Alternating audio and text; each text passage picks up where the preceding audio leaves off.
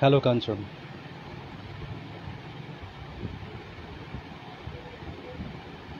শোনা যাচ্ছে?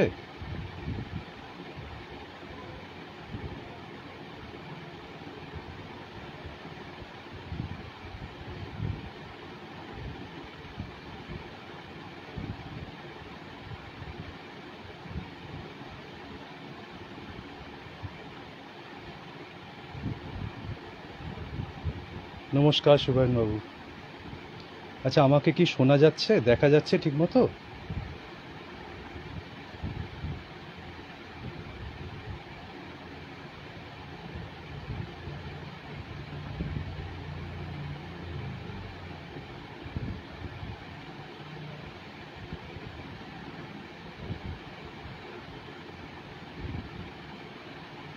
Thank you.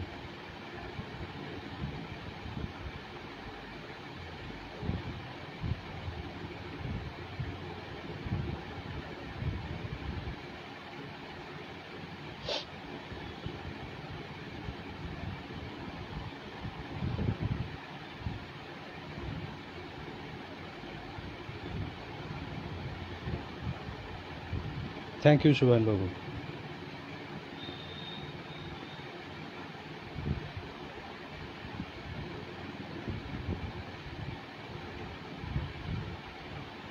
Hello বিশালাকৃতি।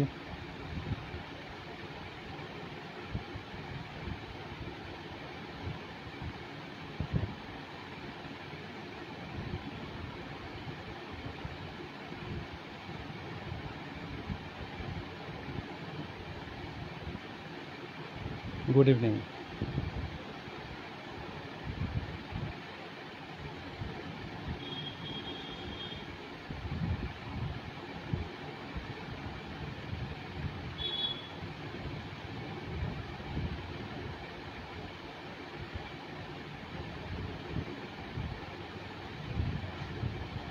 High শিমুম।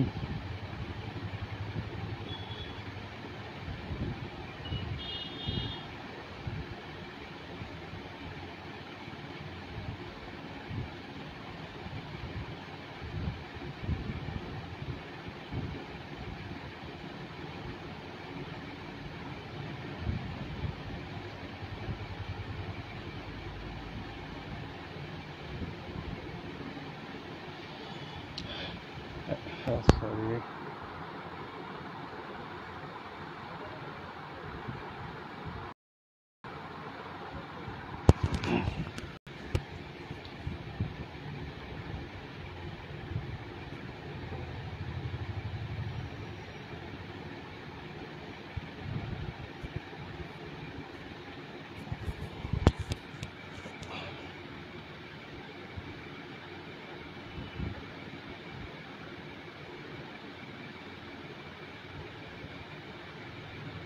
শুরু করি? ওকে। আচ্ছা, আমি এই গ্রুপের যারা অ্যাডমিন রয়েছেন, মডারেটর রয়েছেন, তাদেরকে সম্মান জানিয়ে আমার আজকে লাইভটা শুরু করছি, এবং যারা উপস্থিত রয়েছেন, যে যারা এই লাইভ দেখছেন, তাদেরকেও সম্মান জানিয়ে আমার লাইভটা শুরু করছি। আজকে আমি তথাকথিত ভূতের গল্প কিংবা কিছু হাড়হিম করা গল্প সেরকমভাবে বলছি না। আমি ফোবিয়া নিয়ে দুটো গল্প আপনাদেরকে শোনাচ্ছি। একটা হচ্ছে অ্যানথ্রোপোফোবিয়া। তো বেশ কিছুদিন আগে, বেশ কয়েক মাস আগে আমি এখানে এই গ্রুপে একটা দিয়েছিলাম, পোলিং দিয়েছিলাম। সেখানে শেওরাফুলি সাগা বলে একটা পোলিং ছিল। তো ওই ওই ব্যাপারটাতে আমি একটুখানি ওই গল্পটা শোনাবো।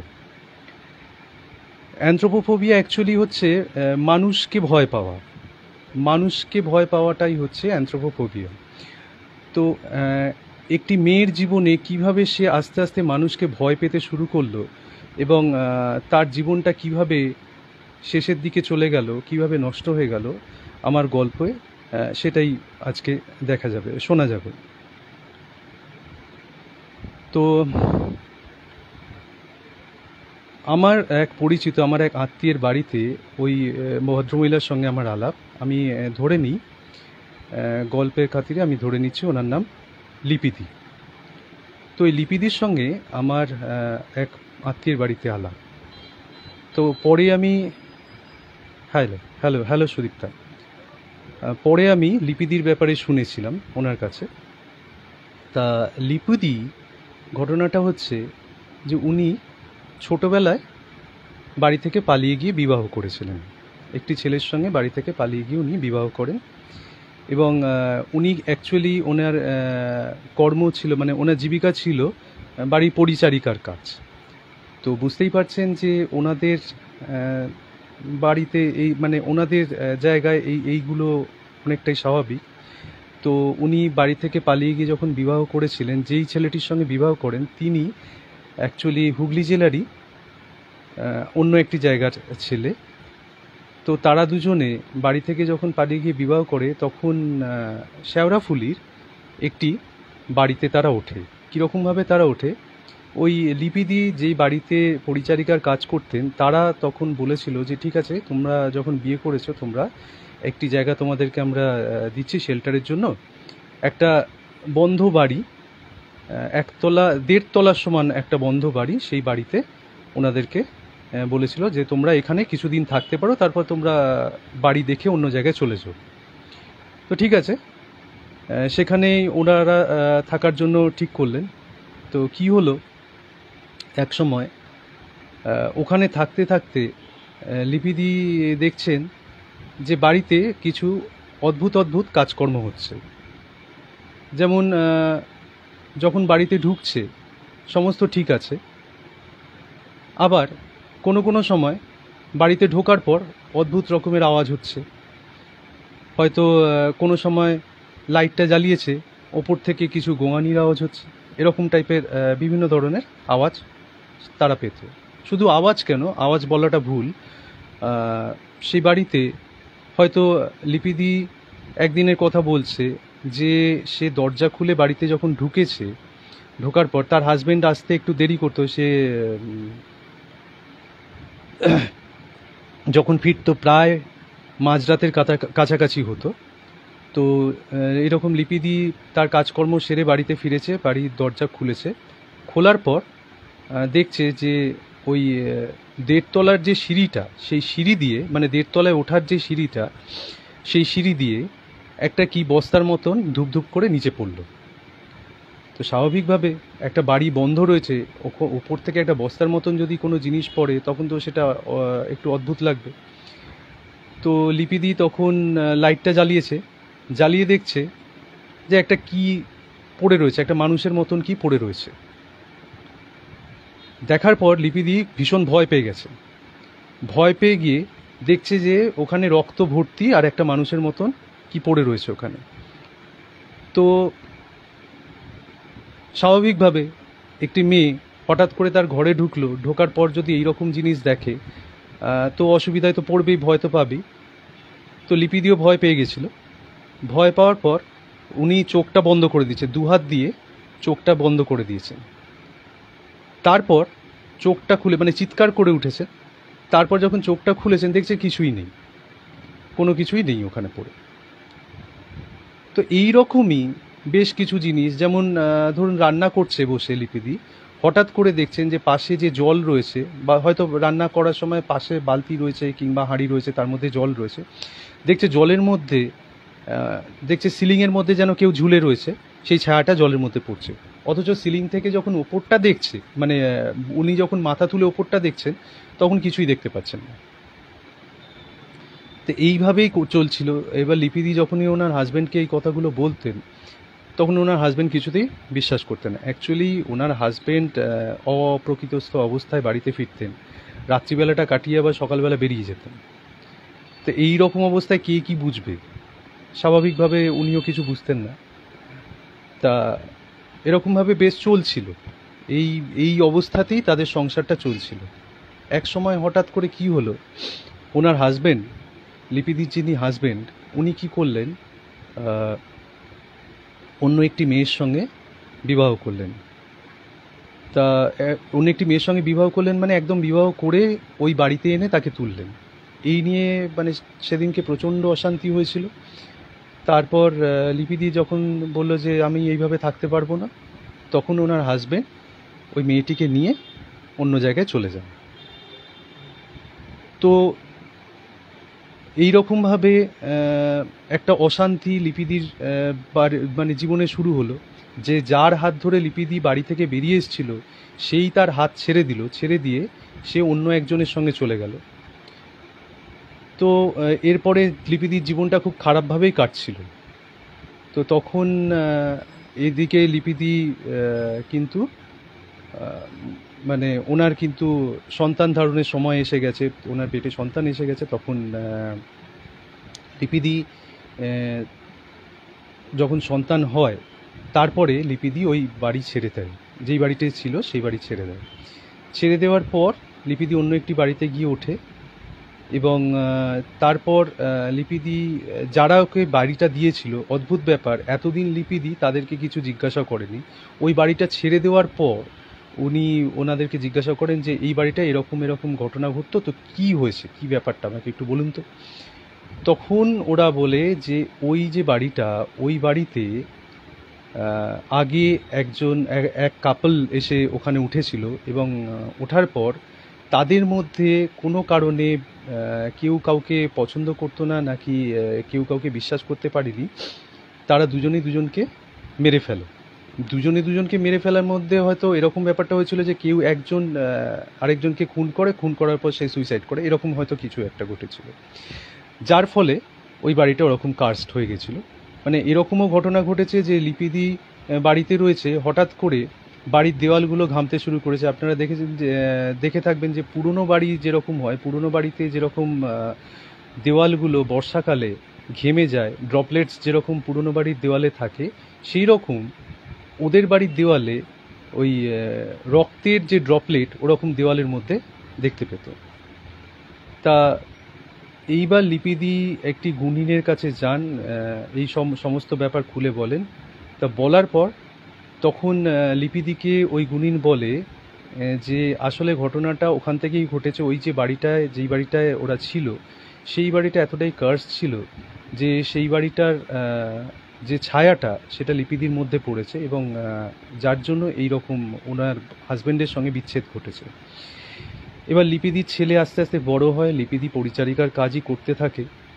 এর মধ্যে লিপিদির সঙ্গে একটি বাড়িতে, লিপিদি যেই বাড়িতে পরিচারিকার কাজ করতো সেরকমই কোনো একটি বাড়িতে সেই বাড়ির ছেলের সঙ্গে লিপিদির একটি সখ্যতা হয়। সখ্যতা হওয়ার পর আস্তে আস্তে সেটি আরেকটু এগোবার পর লিপিদির সঙ্গে এতটাই সখ্যতা হয় যে লিপিদি কে সেই ছেলেটি বিয়ের প্রস্তাব দেয়। লিপিদি তো হঠাৎ করে হাতে চাঁদ পায়, এদিকে লিপিদির ছেলেও বড় হচ্ছে। তো আলটিমেটলি এইভাবেই জীবনটা চলতে থাকে, যদিও বিয়ে হয়নি কিন্তু জীবনটা চলতে থাকছিল লিপিদির।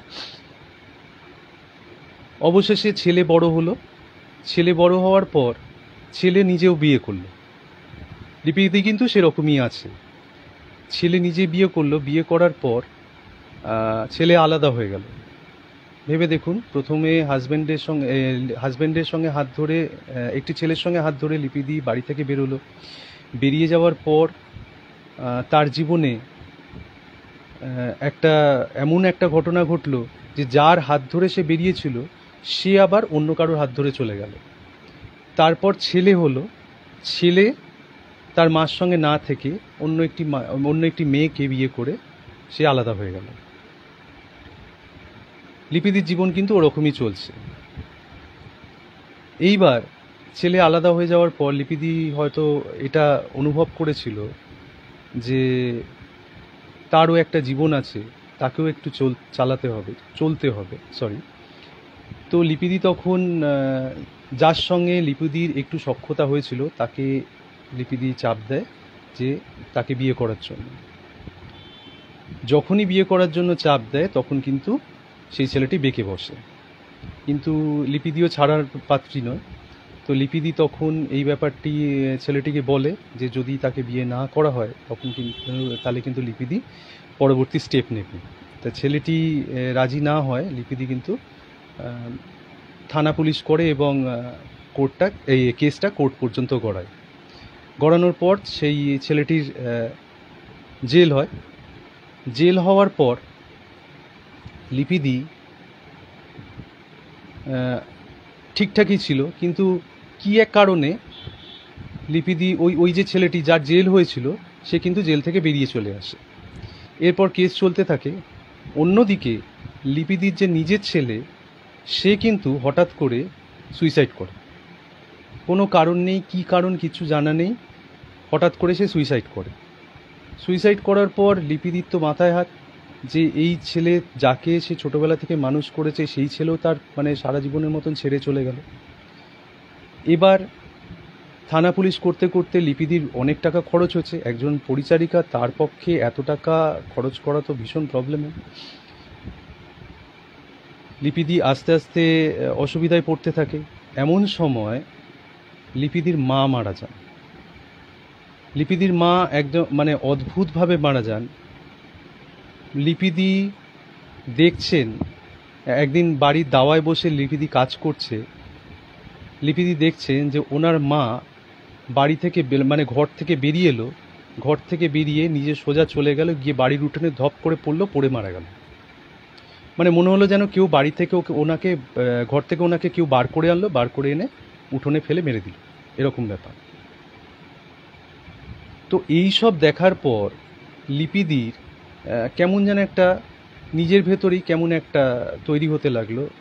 তো লিপিদি এখন নিজে নিজেই কথা বলতে থাকতো, নিজে মনে হতো যেন নিজের সঙ্গে নিজে কথা বলছে। মানুষকে আর সে বিশ্বাস করতে পারছিল না। প্রথম আঘাত পেয়েছিল সে তার হাজব্যান্ডের কাছ থেকে, তারপরে আঘাত পেল সে তার ছেলের কাছ থেকে, তারপরে যেই ছেলেটির সঙ্গে তার একটু ভালোবাসা হয়েছিল, সখ্যতা হয়েছিল, তার কাছ থেকে আঘাত পেল। লিপিদির দুনিয়াটাই যেন উজাড় হয়ে গেল। আস্তে আস্তে লিপিদি কিন্তু উন্মাদের মতন হয়ে গেল। আজ লিপিদি অ্যাসাইলামে ভর্তি রয়েছে। তা এইটা একটা ভীষণ প্যাথেটিক ঘটনা, যেটা আপনাদের বললাম, অ্যানথ্রোপোফোবিয়া, মানুষকে ভয় করা। এই লিপিদির জীবনে আস্তে আস্তে যে মানুষকে ভয় করার একটা ঘটনা ঘটেছিল এবং সেটা যে জাঁকিয়ে বসেছিল লিপিদির জীবনে, এটা সত্যি কাম্য নয় কারোর জীবনে এরকম হোক। কিন্তু কিছু মানুষ থাকে যারা তাদের স্বার্থ নিয়ে চলে। তারা মনে করে যে তাদের জীবনে তারা যেটা করবে সেটাই ঠিক, অন্যটা ঠিক নয়, এবং তাদের জন্য যে অন্যদের অসুবিধা হতে পারে সেটা তারা ভাবে না। তারা ভাবে যে তারাই রাজা, তারা যেভাবে বলবে, তারা যেভাবে চালাবে, দুনিয়াটা সেরকমই চলবে। লিপিদির বর সেরকম ছিল। এরকম প্রচুর মানুষ দেখা যায়, শোনা যায় তাদের কথা। তো এইটা গেল আমার প্রথম গল্প। এই গল্পটা একটু প্যাথেটিক। এরপরে আমি আরেকটা গল্প বলবো এরাটোফোবিয়ার ব্যাপারে। এরাটোফোবিয়া মানে একটু সেক্সের ওপর ভয় পাওয়া।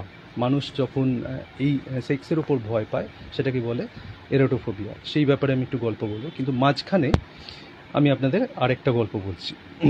এটা আমার জীবনে ঘটে যাওয়া একটা গল্প। আমি আগেও ভিডিওতে দিয়েছিলাম, সেটাই আরেকবার রিপিট করছি।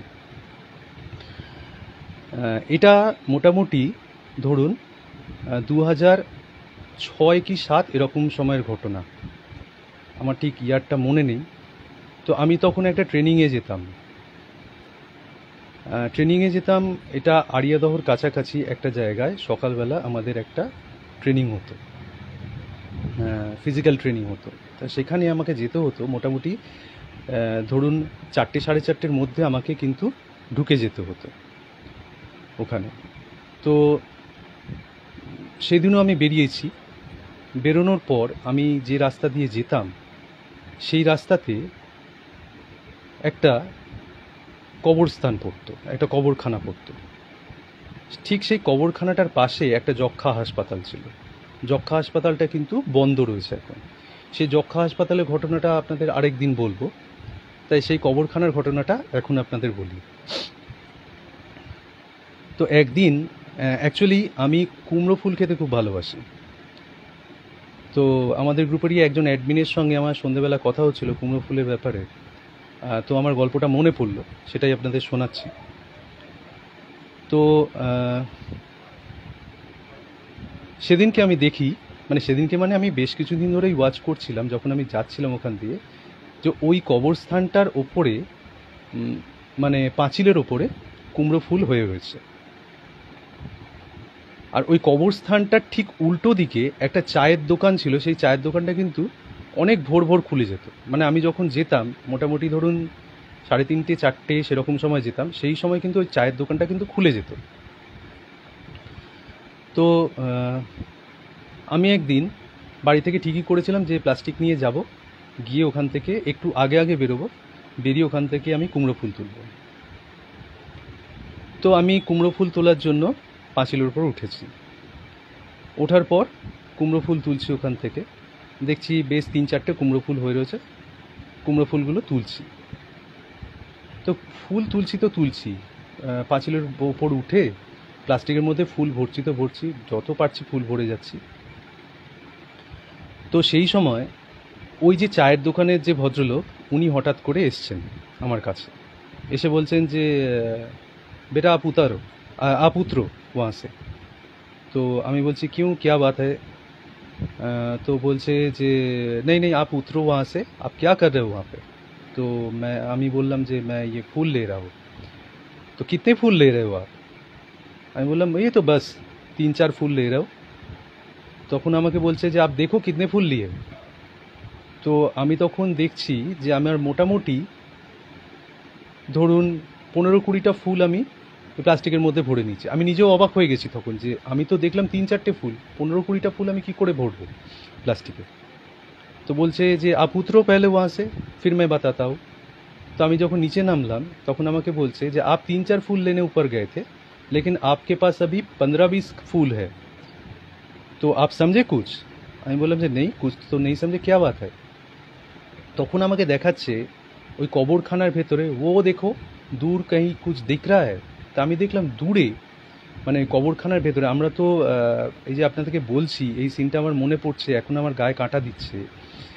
দূরে আমি দেখছি কবরখানার ভেতরে একটা লোক, যে দুর্মুষ দেখেছেন, দুর্মুষ আগেকার দিনে এখনও মাঝে মাঝে দেখা যায়, যখন নাকি মাটি সমান করে কিংবা ঢালাই করার পর, ছাদ ঢালাইয়ের পর যখন ছাদটা সমান করে তখন দুর্মুষ দিয়ে পেটায়। সেই দুর্মুষ দিয়ে দূরে ওই কবরখানার ভেতরে দূরে একজন সেই দুর্মুষ দিয়ে মাটি সমান করছে। বলছে आप देखा है वहाँ पर क्या हो रहा है? तो আমি বললাম যে हाँ कोई कुछ कर रहा है वहाँ पर। बोलছে যে हाँ वहाँ पर मिट्टी को सीधा कर रहे वो लोग, वो आदमी। आप जानते हैं वो कौन है? আমি বলছি না, नहीं मुझे तो पता नहीं है। तो আমাকে বলছে যে आप जानो मत, आपने जो किया है, आपने तो देखा कि आपने 4 फूल लेने के लिए गए और अब आपके पास 15-20 फूल है, इसका मतलब है आप माया में फंस चुके थे। মানে আমি যেটা করছিলাম পুরো মায়ার মধ্যে ফেসে গেছিলাম। সত্যি কথা, মানে ভাবি, এখনও সেটা ভাবি যে আমি 4টে ফুল তুলতে গেছি, অথচ 15-20টা ফুল কি করে হয়। আমি তো নিজেরও মানে 4টে ফুল তুলেই তো নেমে যাব, এটাই তো ফ্যাক্ট, কিন্তু আমি 15-20টা ফুল কি করে তুলতে পারি ওখান থেকে। তো যাই হোক, তখন তোলার পর তখন আমাকে বললেন যে উনি आप ये सब फेंक दो, मत लो ये, वरना ये जो रूह है ये आपके ये इसके साथ आपके घर में पहुंच जाएंगे, हलचल मचा देंगे आपके जीवन में। तो আমি তখন ফেলে দিলাম। तो नेक्स्ट আমাকে বললো যে आपसे कभी भी ऐसे मत करना, आप जैसे किया है आप कभी भी मत करना, आपको खाना है तो आप बाज़ार से मंगवाओ, लेकिन कहीं से भी कुछ भी ऐसे उठा मत लेना। তো এটা সত্যি আমার জীবনে একটা সবাকের মতন ছিল, একটা জ্ঞানের মতন ছিল, একটা উপদেশের মতন ছিল, যে লোভ মানুষকে কত দূর নিয়ে যায়। আজকে সেদিনকে আমি লোভে পড়ে এইরকম অবস্থায় চলে গেছিলাম। সত্যিই তো আমাদের আশেপাশে দুনিয়ায়, আমাদের আশেপাশে জীবনে প্রচুর লোভী লোক দেখা যায়, তারা নিজেদের লোভের জন্য অনেক কিছু করে। সেদিনকেও যেমন আমি সেটা করতে গেছিলাম। তো এটাই আমার জীবন থেকে আমি এটাই শিখেছি যে লোভটা সম্বরণ করলেই কিন্তু ভালো হয়, তাতে সবারই ভালো, তাই না? আচ্ছা, এবার আমি চলে আসি আরেকটি গল্পে, এরোটোফোবিয়া। Excuse me. তো এরাটোফোবিয়াটা আমার এক বন্ধুর সঙ্গে এই ধরনের গল্পটা এই ঘটনাটা ঘটেছিল। আমার সেই বন্ধু কলকাতার এক নামী স্কুল থেকে পড়াশোনা করে পাশ করে। পাশ করার পর অ্যাকচুয়ালি বন্ধু মানে বান্ধবী। তো পাশ করার পর তার বাবা মা তাকে আরও মানে মানে সে বেশ বর্ধিষ্ণু বাড়ির মেয়ে, তাকে আরও ভালো কোনো স্কুলে তাকে দিতে চেয়েছিল, কিন্তু সে চায়নি। তো সে ওই স্কুলেই আবার 11-12 পড়ার পর সে ডাক্তারিতে চান্স পায়। ডাক্তারিতে চান্স পাওয়ার পর মানে ডাক্তারি পড়াতে চান্স পায়, পড়ার পর মেডিকেলে চান্স পাওয়ার পর সে পড়তে থাকে। সেই সময় তার সঙ্গে একটি ছেলের আলাপ হয়। সেও তখন ওখানেই ওই মেডিকেল কলেজেই ছাত্র ছিল, কিন্তু ওর থেকে সিনিয়র ছিল। তো পড়তে পড়তে তাদের মধ্যে যে আলাপ হয়, অ্যাকচুয়ালি তারা একই জায়গা থেকে যেত, নর্থ 24 পরগনেরই কোনো একটা জায়গা থেকে তারা যেত। আস্তে আস্তে তাদের মধ্যে দূরত্ব কমতে থাকে, তারা একে অপরের সঙ্গে সময় কাটাতে ভালোবাসে। এইভাবেই চলতে থাকে তাদের জীবন। এবার ব্যাপারটা বাড়িতে জানাজানি হয়ে যায়, দুজনের বাড়িতে ব্যাপারটা জানাজানি হয়ে যায়। হয়তো কারো চোখে পড়ে যায় ব্যাপারটা, বাড়ির মানে কারোর বাড়ির চোখে পড়ে যায়। তো তখন আমার যে বান্ধবী, সেই বান্ধবীর বাড়ি থেকে বলে, মানে সেই বান্ধবী মা বাবা বলেন যে, ছেলেটির বাড়িতে বলেন যে যদি এরকমই ব্যাপার হয় তাহলে বিয়ের জন্য যেন মানে একেই মানে ওনার মেয়েকে, আমার বান্ধবীকেই যেন পাত্রীত্ব করেন, এবং মানে আমার বান্ধবীর সঙ্গে যেন বিয়েটা দেওয়া হয়। তো ছেলেটির বাবা মা এটাতে নিমরাজি হয়। তারা বলেন যে না, আমার ছেলের একটা ব্রাইট ফিউচার আছে, সে বাইরে যাবে, সেখানে গিয়ে সে পড়াশোনা করবে, আরও বড় হতে চায়। এখনই যদি তাকে আমরা এই শিকলে বেঁধে দিই তাহলে তো সেটা বাজে হয়ে যায়। তো এই নিয়ে নিজেদের মধ্যে একটা মন কষাকষি চলে। আলটিমেটলি কিন্তু এই সম্পর্কটা ভেঙে যায়। সম্পর্কটা ভেঙে যাওয়ার পর আমার ওই বান্ধবী ভীষণ মনমরা হয়ে পড়ে। মনমরা হয়ে পড়ে, কিন্তু তার পড়াশোনাটা চলতে থাকে ঠিকই, কিন্তু সে খুব মনমরা হয়ে পড়ে। এইভাবে আস্তে আস্তে সে MBBS পাশ করে। পাশ করার পর তার বাড়ি থেকে জোর দেয় যে তুমি যেমন MBBS পাশ করে ডাক্তার হয়েছে হও, এরপর থেকে তোমার আর পড়াশোনা করতে হবে না, তোমাকে আমরা বিয়ে দিয়ে দেবো। তো এই ঘটনাটা এমনই একটা ঘটনা, এখন হয়তো এটা একটু হাসির লাগবে, এটা মনে হবে যে এ আবার কী ধরনের, যে একটা ক্যারিয়ার তৈরি করছে সেই সময় হঠাৎ করে বিয়ে দিয়ে দেওয়া, এটা একটা অদ্ভুত টাইপের। কিন্তু সেই সময় কিন্তু ওই মানে যেই সময়ের কথা আমি বলছি, সেই সময় কিন্তু এইটা আকসার ঘটতো, মাঝে মাঝেই কিন্তু এই জিনিস ঘটতো। তো এটা হওয়ার পর তখন বান্ধবীর বাড়ি থেকে আস্তে আস্তে ছেলে খোঁজা শুরু হয়। ছেলে খোঁজা শুরু হতেই ছেলে খোঁজা শুরু হতেই তারপর আস্তে আস্তে এদিক ওদিক দেখা হয়। তখনকার দিনে তো খবরের কাগজে বিজ্ঞাপন দেওয়া হতো, তো আমার বান্ধবীর ব্যাপারেও বিজ্ঞাপন দেওয়া হয়েছিল, এবং সেখান থেকে অনেকেই যোগাযোগ করেছিল। তাদের মধ্যে একটি ছেলে, সে ডাক্তার ছিল, তার সঙ্গে যোগাযোগ করা হয় এদের বাড়ি থেকে। ছেলেটি দুই ভাই, এখন যেখানে নিউ টাউন রয়েছে ওই নিউ টাউনের আশেপাশেই তারা থাকতো। তো সেই সময় ছেলেটি সরকারি হাসপাতালে ডাক্তার ছিল। তো বান্ধবীর সঙ্গে ছেলেটির বিয়ে দেওয়া হয়। তারা আস্তে আস্তে সংসার করতে থাকে। সংসারে ছেলেটি, আমার বান্ধবী, মানে বান্ধবীর হাজব্যান্ড, তার দেওর, আর তার ওই বান্ধবীর হাজব্যান্ডের যে মা, উনি বিধবা ছিলেন। তো এই চারজনের সংসার ছিল। এবার এর মাঝখানে কিছুদিনের মধ্যে, বিয়ে হওয়ার ধরুন 1-1.5 বছরের মধ্যে, ওই বান্ধবীর যে হাজব্যান্ড, সে কেওনঝড়ে, উড়িষ্যার কেওনঝড়ে বদলি হয়ে যায়। কেওনঝড়ে বদলি হয়ে যাওয়ার পর বান্ধবীকেও সেখানে যেতে হয়। আচ্ছা, এর মাঝে কিছু ঘটনা এমন ঘটে যে বান্ধবীর কিন্তু ওর হাজব্যান্ডের ওপর একটু সন্দেহ হয়। কি ঘটনা আমি পরে বলছি আপনাদের। তো সেখানে কেওনঝড়ে হসপিটালে ওই বান্ধবীর হাজব্যান্ড ওখানে ডাক্তারি করতে থাকে, মানে ওখানে বদলি হয়ে যায়। বান্ধবী সেইভাবে আর কিন্তু মেডিকেল লাইনে ছিল না, সে গৃহস্থের মানে ঘরের কাজই দেখাশোনা করত। একদিন ওর হাজব্যান্ড একজন লোককে পাঠায়, হসপিটাল থেকে একজন লোককে পাঠায় যে স্যার একটা ফাইল চেয়েছেন, তো আলমারিতে আছে, আপনি দিয়ে দিন। লোকটি এসে বলে। তো বান্ধবী তখন বুঝতে পারে না যে কোন আলমারিতে কোন অনেকগুলোই ফাইল রয়েছে, কোনটি দেব বুঝতে পারে না। তো দেখে যে দুটো ফাইল একসঙ্গে রয়েছে একদিকে, আর আরেকটা সাইডে অনেকগুলো ফাইল একসাথে আছে। তো তখন সে খুলে দেখে যে কোনটি কী দেবে বুঝতে পারছে না। তখন হাত দিয়ে বার করতে গিয়ে সেই দুটো ফাইল পড়ে যায়। দুটো ফাইলের মধ্যে একটি ফাইলে লেখা ছিল যে বান্ধবীর যে শ্বশুরমশাই ছিলেন তার যে সম্পত্তি ছিল, সেই সম্পত্তি যে একটা হিসেব, সেটা একটি ফাইলে ছিল, তার উপরে সেটা লেখা ছিল। আরেকটি ফাইলের ওপর বান্ধবীর যে হাজব্যান্ড তার নাম লেখা ছিল। আচ্ছা, ওই ফাইল দুটো আলাদা করে রাখে। এরপর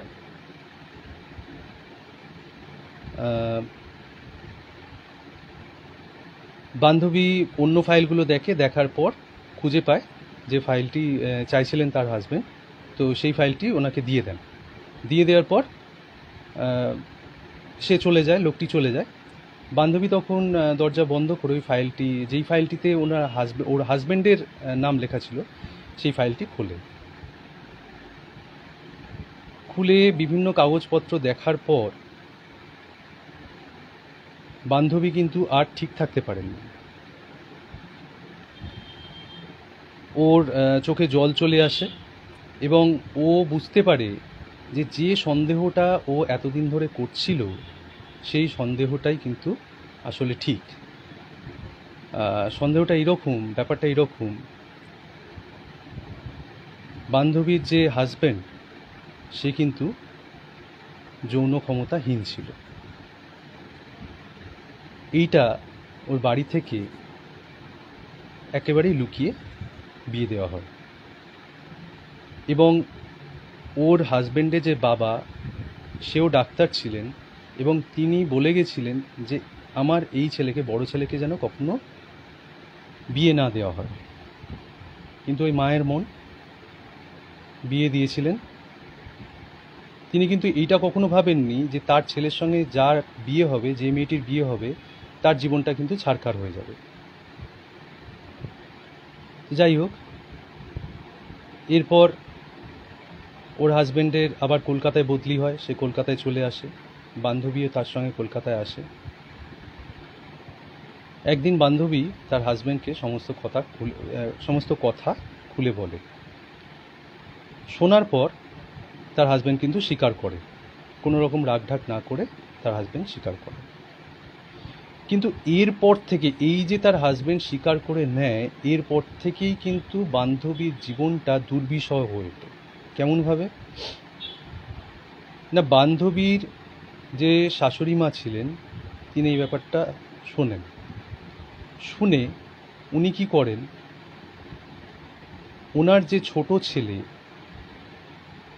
তাকে, মানে আমার ওই বান্ধবীকে বলে যে ওনার এই ছোট ছেলেকে তার স্বামী হিসেবে মেনে নিতে, এবং প্রতিদিন রাত্রিবেলা প্রায় জোর করেই ওনার ছোট ছেলেকে উনি বান্ধবীর ঘরের মধ্যে পাঠিয়ে দিতেন। বান্ধবী পুরো ব্যাপারটা বুঝে ঘরের মধ্যে দরজা বন্ধ করে রাখত। রাত হলেই, মানে সন্ধে নামার সঙ্গে সঙ্গেই ওর মধ্যে একটা আতঙ্ক তৈরি হতো।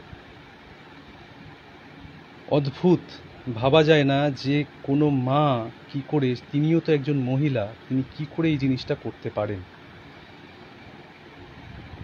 তো একদিন এই রকম ব্যাপার এই রকম ঘটছে। হ্যাঁ, আরেকটা কথা, এইবার এক সময় সেই ছোট ছেলের বিবাহ হয়। ছোট ছেলের বিবাহ হওয়ার পর তার বান্ধবীর যে যা, সে বাড়িতে আসে।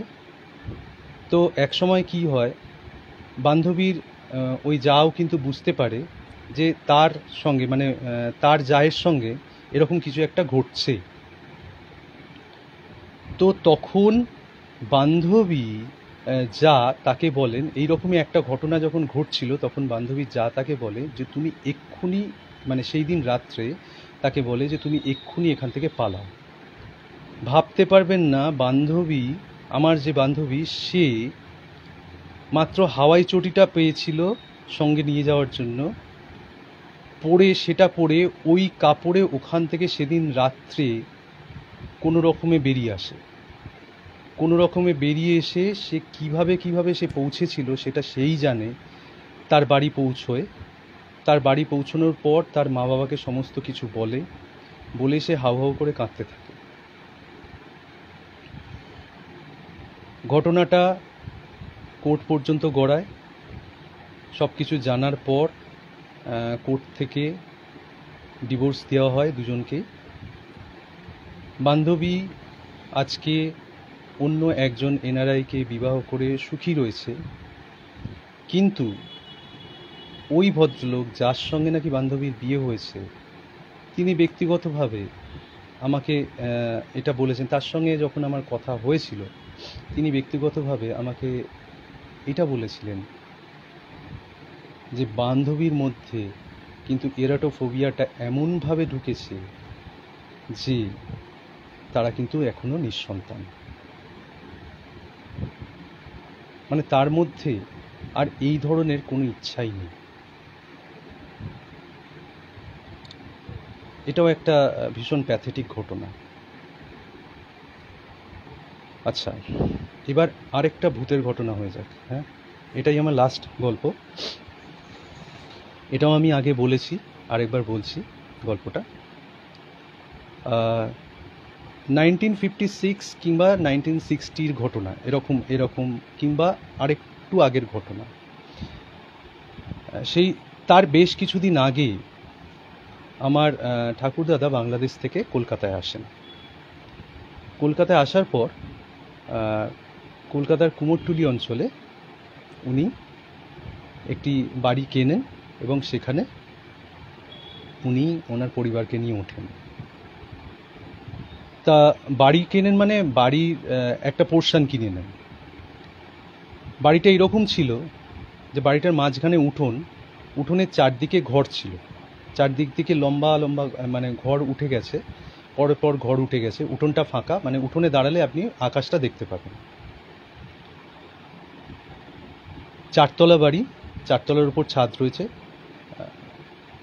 এবং তার উপরে আরেকটা ন্যাড়া ছাদ রয়েছে।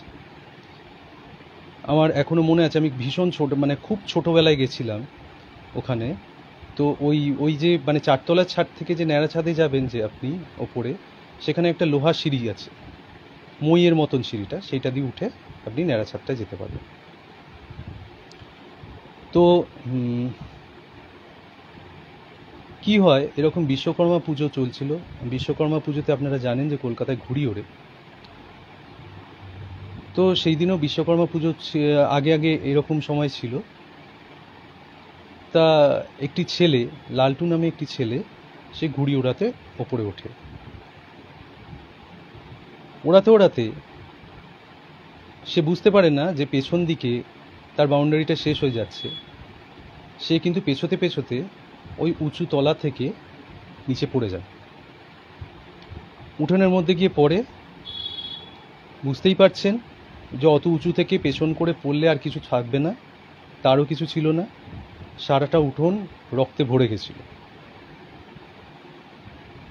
বীভৎস একটা দৃশ্য ছিল সেটা, বাবার মুখে শুনেছি। তো এরপর থেকেই কি হয়েছিল, ওই বাড়িতে সন্ধেবেলা হলেই কিংবা বিকেলবেলা হলে, দুপুর থেকেই দরজায় টোকা পড়তো, প্রত্যেকের দরজায় টোকা পড়তো। কিংবা ধরুন সন্ধেবেলায় কেউ সিঁড়ি দিয়ে নামছে, তাকে যেন কেউ পেছন দিয়ে ধাক্কা দিয়ে দিল, সে হুড়মুড়িয়ে পড়লো গিয়ে। এরকম কিছু ঘটনা ঘটতে থাকতো। তো এইরকমই একটা ঘটনা একদিন ঘটেছিল। সেটা হচ্ছে, বাবা ছাদে ঘুড়ি ওড়াচ্ছিল। ঘুড়ি ওড়াতে ওড়াতে বাবা এক সময় সন্ধে হয়ে যায়, কিন্তু বাবার কোনো পাত্তা নেই। তো বাবাকে তখন খুঁজতে গিয়ে দেখে, বাবার যে দিদা, উনি খুঁজতে গিয়ে, বাবার মা, দিদা, ওনারা খুঁজতে গিয়ে দেখেন বাবা ওই ওপরে যে ন্যাড়া ছাদ, সেখানে একদম কিনারায় বসে রয়েছেন, বসে পা দোলাচ্ছেন, মানে পাটা কিন্তু শূন্যে দোলাচ্ছেন। ছাদের কিনারাতে বসেছেন, বসে পাটা শূন্যে দোলাচ্ছেন, সামনে ফাঁকা, মানে ওখান থেকে লাফ দিলে একদম সোজা নিচে রাস্তায় পড়বেন। এইবার তখন অদ্ভুত ব্যাপার, সবাই ডাকছেন কিন্তু বাবার কোনো হুঁশ নেই, বাবা ওই রকম অবস্থাতেই রয়েছেন। এরপর কি হয়, আস্তে আস্তে বাবাকে যখন সবাই ডাকতে যায়, তখন কিছুতেই বাবাকে সরানো যায় না ওখান থেকে। এবার সবাই ভয় পাচ্ছে যে কিছু করতে গেলে যদি ওখান থেকে লাফ দেয়, সেটাও একটা ভয় রয়েছে। তখন বাবার যে দিদা ছিলেন, উনি ওই ঠাকুরের নাম জপ করতে থাকেন, নারায়ণকে জপ করতে থাকেন। জপ করতে করতে আস্তে আস্তে দেখেন যে বাবার মতিগতি ফিরছে। বাবা আস্তে আস্তে ওই যে জায়গাটা যেখানে বসেছিলেন, সেখান থেকে পাটাকে গুটিয়ে নিচ্ছেন, গুটিয়ে নিয়ে চুপ করে বসে রয়েছেন, অথচ মুখে কিছু একটু বিড়বিড় করছেন। করতে করতে যখন কন্টিনিউয়াসলি উনি নারায়ণের জপ করছেন, করতে করতে আলটিমেটলি বাবা কিন্তু ধপ করে ওই ছাদের মধ্যে শুয়ে পড়েন। তারপর বাবাকে ধরে নিয়ে আসা হয়, নিয়ে এসে নিচে ঘরের মধ্যে নিয়ে যাওয়া হয়, এবং সেখানে ধুম জ্বর ওঠে বাবার। বেশ কিছুদিন যাওয়ার পর তারপর বাবার জ্ঞান ফিরে। তো বুঝতেই পারছেন যে সেখানে বাবা সেদিনকে কার্সড হয়ে গেছিল, এবং কিছু হলে হয়তো, মানে একটু এদিক ওদিক হলেই কিন্তু সেদিনকে তার মৃত্যু ঘটত। তো আমাদের এটা দেখা উচিত আমাদের জীবনে, যে আমরা কি করছি না করছি।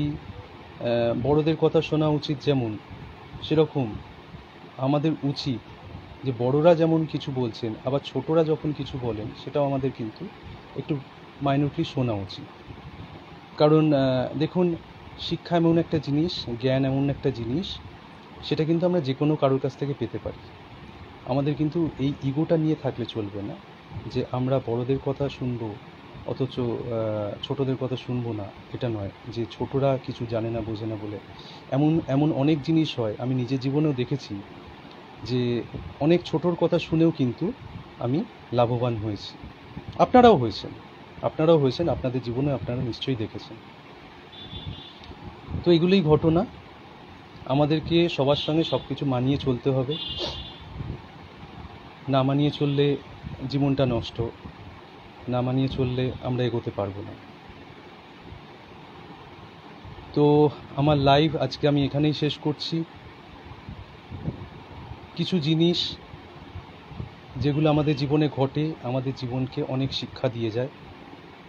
কিছু জিনিস যেগুলো আমরা ভাবি একরকম, সেটা অন্যরকম হয়ে যায়।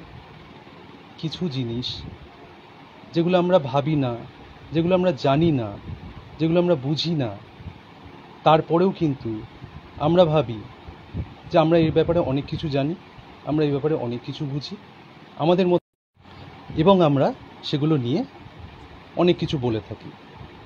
তা আমাদের উচিত সবসময় সব কিছু জেনে, সব কিছু বুঝে, বিচার বুদ্ধি দিয়ে বিবেচনা করে তবেই কমেন্ট করা, তবেই কিছু বলা, তাই না? আমরা সবাই তো মানুষ, আমরা সবাই তো একসাথেই চলবো। আমি ঠিক তুমি ভুল, তুমি ঠিক আমি ভুল, এরকম করলে তো চলবে না। সবাই আমরা একসাথেই বাঁচি, চলুন না সবাই একসাথেই চলি, তাই না? আজকের লাইভ আমি এখানে শেষ করছি।